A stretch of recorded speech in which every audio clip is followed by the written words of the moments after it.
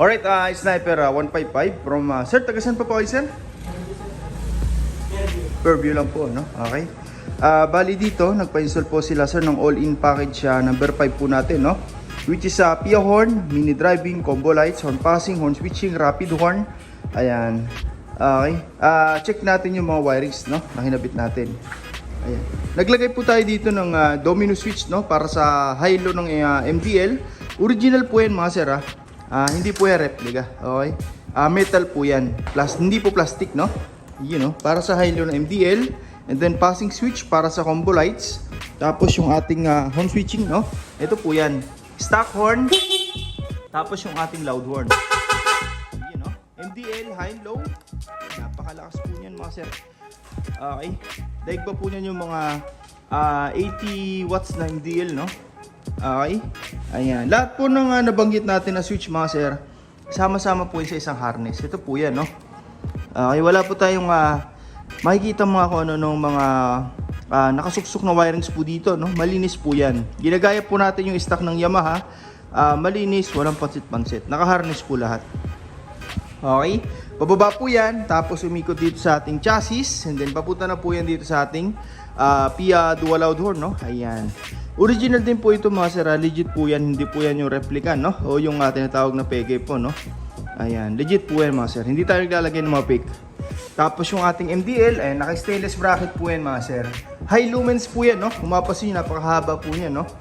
Ayan. Waterproof na rin po yan.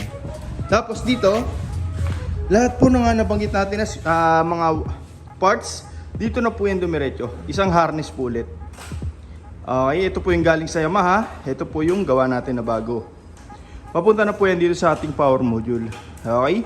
Siya po yung distributor ng power, no? Mula sa battery, papunta ang trigger natin sa mga switch, and then papunta na po ng output sa busina, sa mini driving, combo lights, horn passing, rapid horn. Diyan na po yan dumiretso.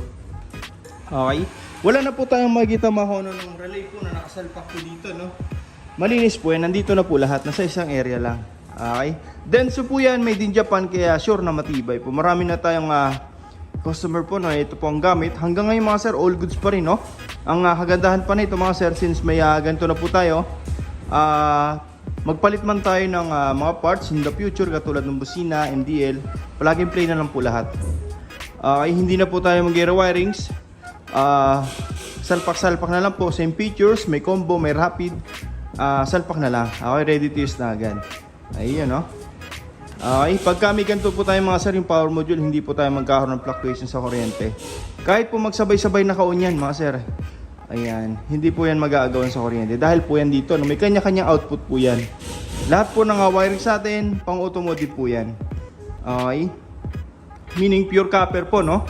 Hindi tayo naglalagay ng mga aluminum o yung nagpupulbos na wirings, no? Overtime dito, lahat po yan pure copper. Okay, pang automotive po yan. Tapos nakahinang po lahat, no? Para mas maganda yung daloy ng kuryente. Matagtag man yung motor na, sir, malubak man, hindi tayo magkakaroon ng fluctuation o yung lost contact na tinatawag, no? Dahil maganda yung kapit ng kuryente, ng wirings po natin. Pang matagalan po talaga yan. Hanggang ilalim po, mga sir, malinis po yan. Wala tayong makikita mga excess na wire na nakagapang dito, nakabalot ng shrinkable tube, lahat po yan. Ayan po, rubberized tape po yan. Naka-shrinkable tube naman po yung loob niyan, no?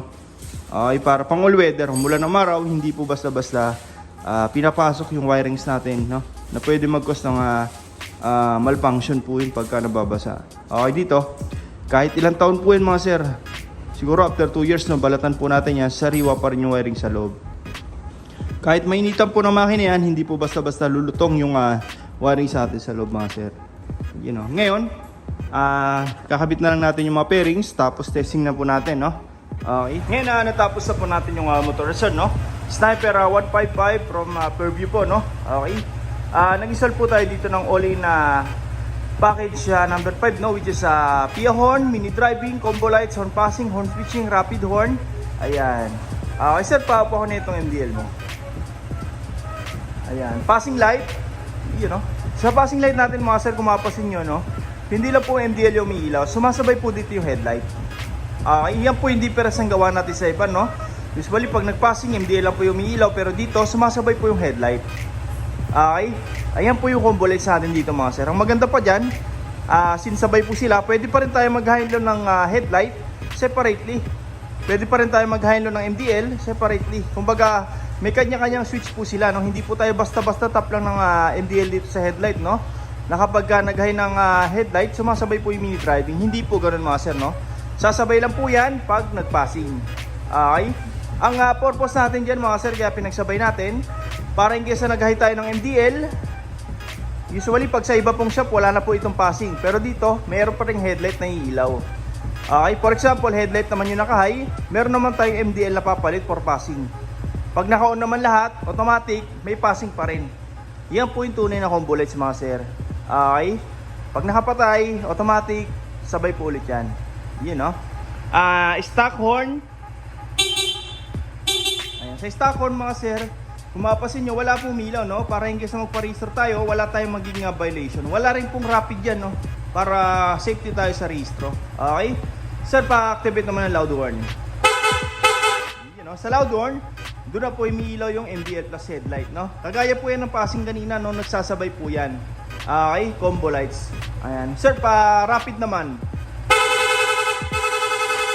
Okay, napakalakas. Ayan po yung combo lights sa atin mga sir. Pag naka-on lahat, tapos busina, meron pa rin po yan. Rapid horn. Okay, yun, no? Check natin yung mga switch na kinabit natin. Ito po yung passing switch, no, na in-additional natin para sa combo lights. Okay, yung iba po kasi mga sir, no, dito tinatap yung passing light ng headlight, ng MDL sa may headlight, no, which is bawal po kasi pag nag-high po dyan, sumasabay po yung mini driving. Dito, nag-additional po tayo ng switch para sa combo lights. MDL plus headlight sabay. Pero maganda dyan, pwede pa rin tayo mag-high low na headlight lang kung hindi gagamitin yung mini driving. Pwede rin tayong mag-high low ng MDL nang hindi sumasabay yung headlight. Okay? Pero pag ito po yung pinindot, automatic sabay po lahat. Yun, no? Tapos ito naman po yung stock horn. Ito po yung loud horn. Yung rapid horn, long press lang po, no? Yun, no? Ito po yung stock headlight. Ito po yung MDL natin. Yun, no? Kumapasin yung mga sir sa area natin, napakaliwanag na, pero yung MDL, litaw na litaw po. Yan po yung high lumen sa atin na mini driving mga sir. Daig ba po niyan yung mga malalaking MDL mga sir na 80 watts pataas, no? Sureball po yan. Subok na po natin yan. High lumens. Okay, stock horn. Yun, no? Walang passing. Ayan. Sa mga gusto pong paggawa, punta lang po kayo dito sa shop. First come, first serve po tayo. Maraming salamat po.